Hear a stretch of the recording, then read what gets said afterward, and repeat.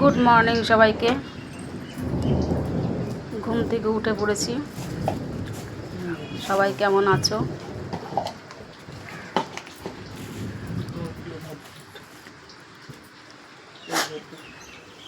সবাইকে স্বাগত আমার চ্যানেলে। আমি বলছি মিঠু বিশ্বাস, নদিয়া থেকে। আমাদের এখানে সকালবেলা কি সুন্দর রোদ উঠলো, আর রোদ ওঠা মানেই পরেক্ষণেই বৃষ্টি আসা। এমন একটা সময় এসে যখনই ঝকঝক করে রোদ ওঠে, পরেক্ষণেই মেঘ হয়ে বৃষ্টি চলে আসে। জামা কাপড় কেচে শুকিয়ে শান্তি নেই, বারবার করে তুলতে হয় আর মেলতে হয়। বিছানাটা গুছিয়ে নিয়ে তারপরে ঘরের আরও অনেক কাজ আছে। মেয়ে মানুষের তো কাজের তো কোনো শেষ নেই। মেয়ে মানুষ মানেই কাজের গাদা। সারাদিন টুক টুক টুক টুক করে কাজ করতেই থাকো। কাজের আর শেষ নেই। মেয়ে মানুষের কাজের আর শেষ নেই।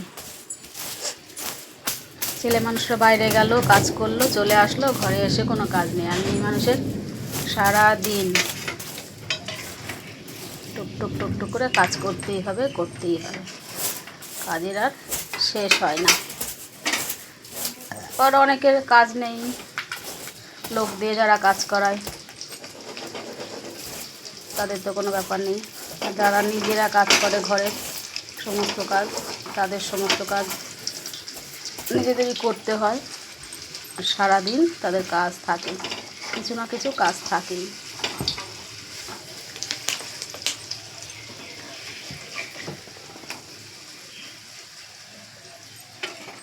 তো সকালবেলা বিছানা তুলে ঘর ঝাড় দিতে শুরু করেছি।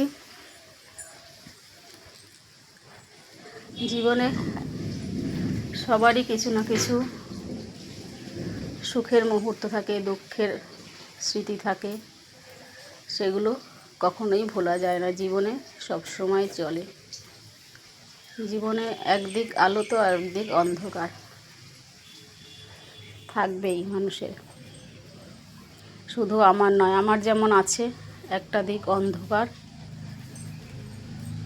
আমার বাপের বাড়ির দিকটা অন্ধকার, কেউ নেই। আর এই দিকে আছি আমি, চলছি শ্বশুরবাড়িতে, কিন্তু একটা দিক তো অন্ধকার। সবারই কিছু না কিছু, যতই আনন্দ থাক, সুখ থাক, কিন্তু কিছু না কিছু দুঃখ ভেতরে থাকেই। তা নিয়েই আমাদের চলতে হয় জীবনে।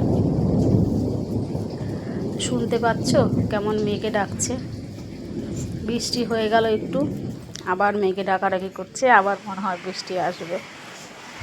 তো ঘর ঝাড় দিয়ে ঘর মুছতে শুরু করে দিয়েছি। কারণ কাজের শেষ নেই। সকাল হলেই ঘুম থেকে উঠি, কাজের আর শেষ থাকে না। বিছানা তোলো, ঘর ঝাড় দাও, ঘর মোছো, এঁঠো বাসন মাজো, জামা কাপড় কাচো, উঠান ঝাড় দাও। তারপরে যদি থাকে বাড়িতে একটু ঘাসপালা, এই বর্ষার সময় চারিদিকে ঘাস হয়ে হয়ে ভরে যায়। সে ঘাস তুলে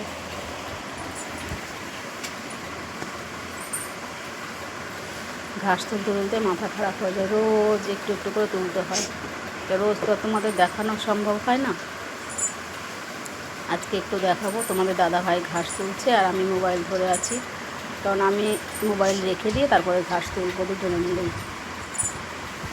বাইরে ঘাস তুলতে ভিডিও করা যায় না, কারণ সেই হাতে মোবাইল ধরা যায় না। তাহলে আবার মোবাইল ধোও করো, এ তো সম্ভব না, তাহলে তো মোবাইল নষ্ট হয়ে যাবে।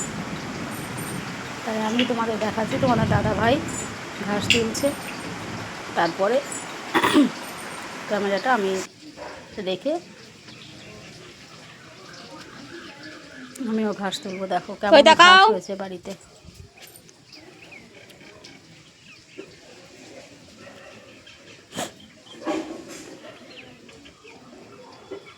এই বর্ষার সময় চারিদিকে ঘাসে ঘাসে ভরে যায়, আর ভালো লাগে না।